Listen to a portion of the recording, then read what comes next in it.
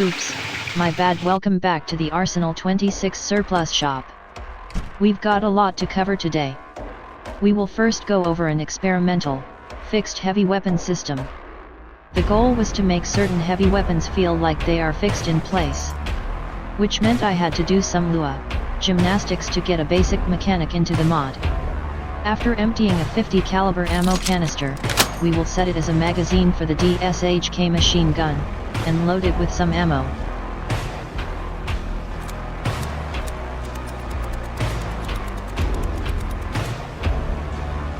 Picking up the non-deployed fixed heavy weapon, you will notice that it cannot function as a firearm, and thus can only be used to batter targets in a melee fashion.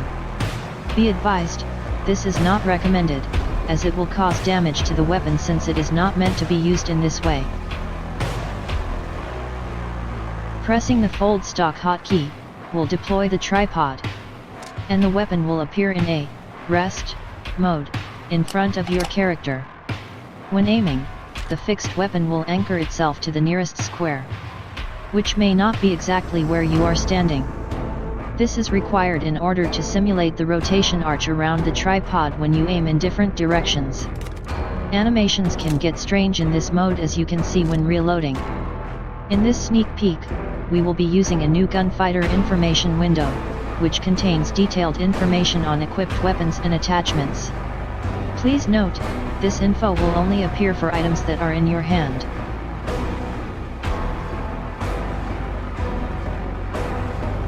Any type of movement will cause you to immediately exit the fixed weapon. There is no need to unequip it before moving. To use a fixed weapon, however, you must equip it the normal way. As you can see, there are some visual gaps which were caused on purpose to minimize the heavy weapon from flailing around as your character goes through the equip animation. In addition to moving, shoving will also cause you to immediately exit fixed weapon mode. It is important to understand that fixed heavy weapon mode requires enough space so your character can rotate around the axis of the tripod. If you attempt to deploy it where the rotation axis causes contact with a wall, your character will immediately exit fixed weapon mode. And finally, as you would expect, equipping anything else will also cause you to immediately exit fixed weapon mode, leaving the fixed weapon stationary.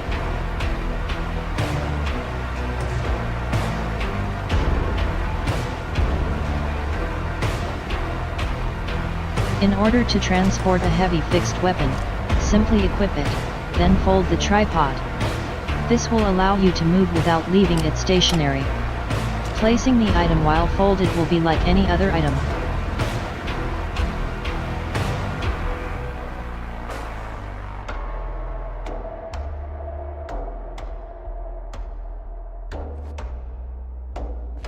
I have no idea why it's under the pallet, anyways.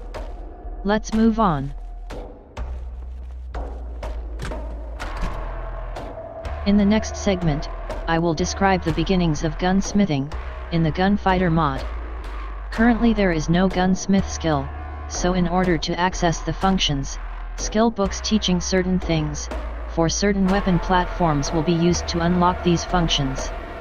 As you can see here, this will all start with the ability to remove and install trigger group components from 4 major weapon platform groups: Kalashnikov pattern weapons, Armalite pattern weapons, Heckler and Koch pattern weapons, and FN Herstal, FAL pattern weapons.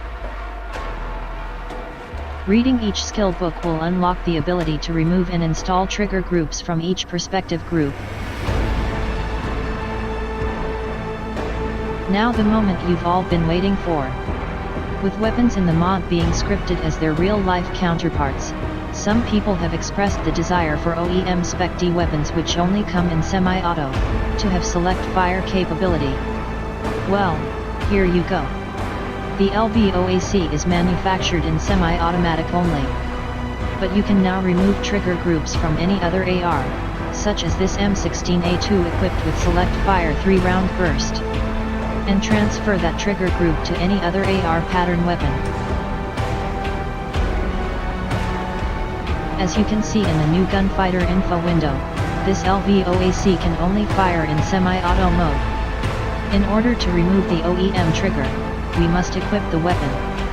And after having read the Armalite skill book, we can now remove the trigger group using a screwdriver. We now have the semi-automatic only trigger group removed, as you can see in the inventory window.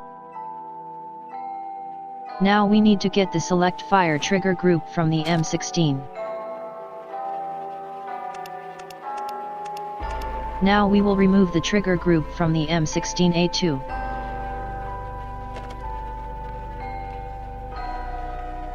As you can see, we now have two trigger groups from both weapons. One, semi-auto only, and one, select fire with burst mode.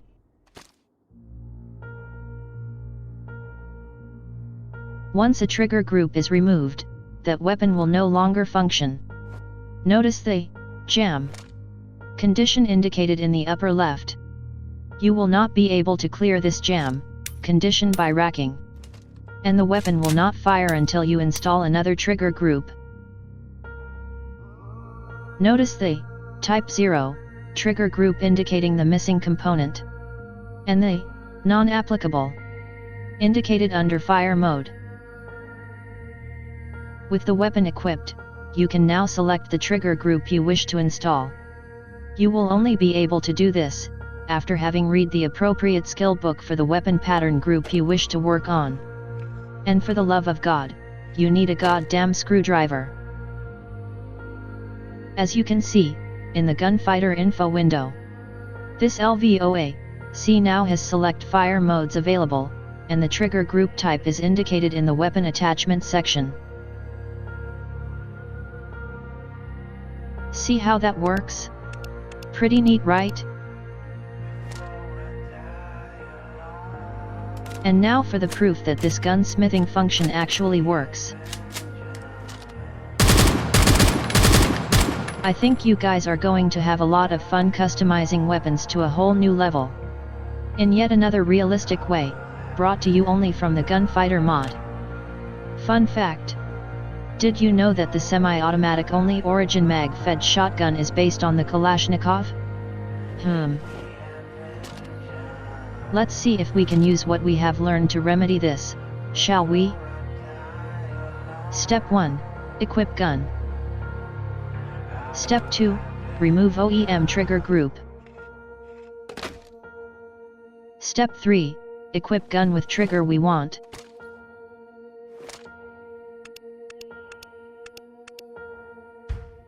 Step 4.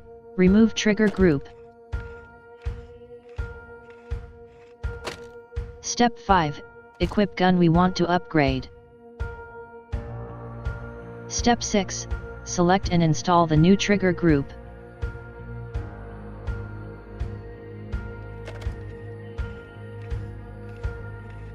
And there you have it. An Origin mag-fed shotgun, with select fire burst mode.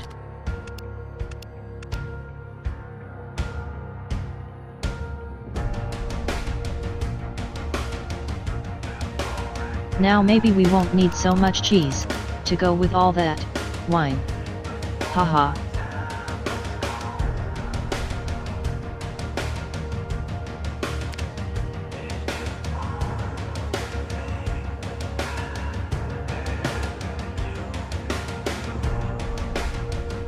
One of the most rare select fire modes is the Unicorn 2-round burst, found only on certain weapons, such as the H&K UMP45.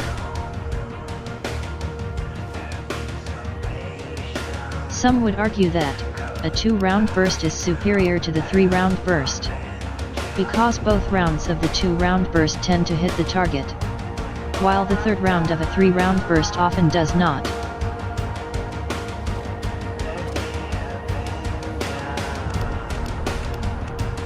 Here we will give select fire 2-round burst capability to this old H&K G3 battle rifle. How neat would that be? It is important to understand that even though a weapon may be of the same manufacturer, some weapons, such as the MK18, will ultimately fall under the Armalite group, since it is of that pattern. There are only a few nuances such as that, so just be aware, and exercise some common sense where needed.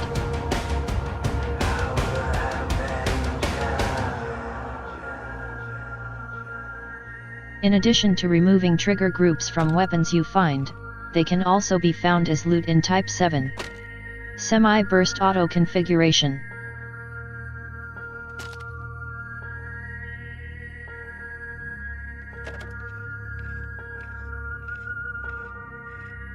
And there you have it. The ability to customize your favorite firearm, with your favorite select fire modes. Now before anyone asks, if we can have the ability to exchange trigger groups between wildly different platforms, the answer is no. This mod will lean towards realism first. There may however be an exception here or there in the future, for Uzi-based direct blowback weapons. But this is the starting point for this branch of functions. There really isn't much to say about the FAL pattern group, because there are not so many select fire combinations, and the group is very small, containing only a handful of weapons. But the ability is there, because it's all the same code. The next category of select fire upgrades is a little different. Mainly, because it had to be visible as an attachment. Here we have the notorious striker fired switch mod that is proliferating with street gangs around the world. You can now be a part of this problem. As you can see, this often homemade, 3D printed, tiny piece of contraband comes in a variety of colors for you to really mac out, with some style or bling, on your favorite burner, like a true gangsta. All you have to do then, is hold that handgun properly sideways, ignoring the engineered sighting system, and shoot by just how it looks to onlookers, never mind everything else, like actually hitting anything. I gotta say, as problematic as these little things are, they look pretty fucking cool cycling with the slide like that.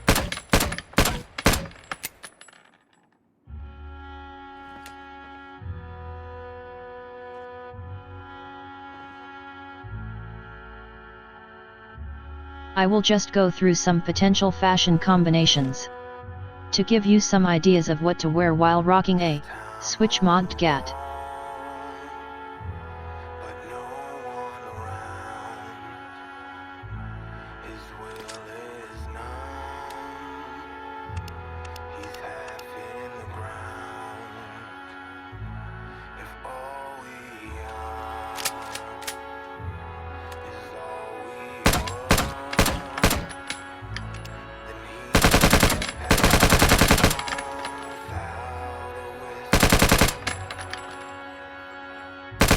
If that doesn't bring a smile to your face, there is something wrong with yo fucking ass, homie.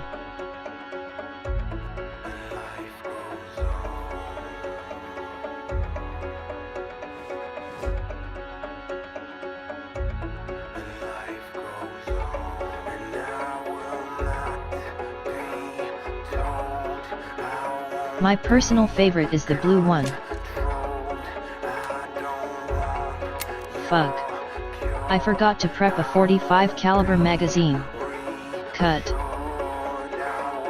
The last segment will demonstrate the battery requirement for weapon light and laser aiming systems. Not to be confused with red dot optics, which are not part of this system. Note: they charge stat on weapon light and laser aiming attachments. Using a standard vanilla green battery, the attachment context menu will contain a charge function. It is important to understand that this does not replace a battery, but rather charge the unit. So the battery you use will deplete, and you cannot remove batteries from attachments. As you can see, the charge of the battery is used, and the attachment charge stat is increased by the amount which the battery contained. Similarly, weapons with weapon light or laser aiming attachments will also have the charge stat on their tooltip information, and will also have a charge function to charge the attachment even while attached to the weapon. There is no need to remove the attachment to charge the light or laser. I have also made light and laser activation independent of one another, using the same weapon light hotkey. When not aiming, pressing will toggle the light, if present. While aiming, pressing will toggle the laser, if present. I have also added a glow effect for lasers in both red and green.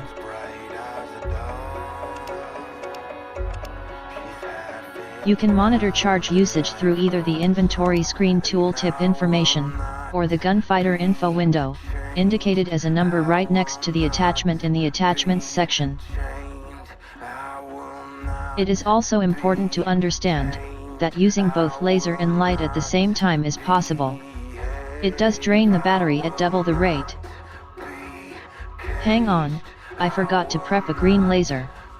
Oh wait, there is one attached to my M41A pulse rifle, with integral grenade launcher with visibly moving pump, folding stock, and reciprocating bolt charging handle. This is a 100% Arsenal 26 item, might I add. Made to test all of the possible animated firearm functions, and possibly segue one day into a Colonial Marine vs Xenomorph full conversion.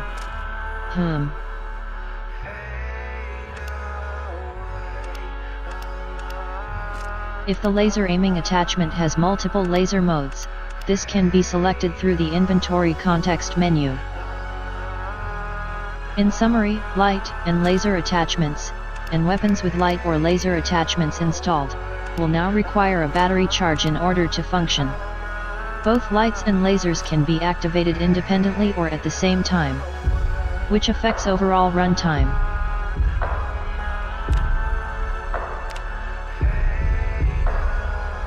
Lastly, you will have the option to select laser activation modes through the mod options. Manual mode is basically what we have been using, where you press the weapon light hotkey while aiming. Since the laser accuracy bonus will not be applied unless it is turned on, some people may prefer auto activation, where the laser is switched on automatically whenever you aim. As you can see, there are both modes, with and without the glow effect. Auto activation will ensure that you never forget to use the laser, and therefore always have the accuracy bonus. However, it will tend to run the charge down faster, compared to manual activation. There is also a runtime option in case you missed it earlier, that will allow you to decide pretty much how quickly or slowly weapon light and laser aiming attachments drain from use. That's about all for this episode. See you next time.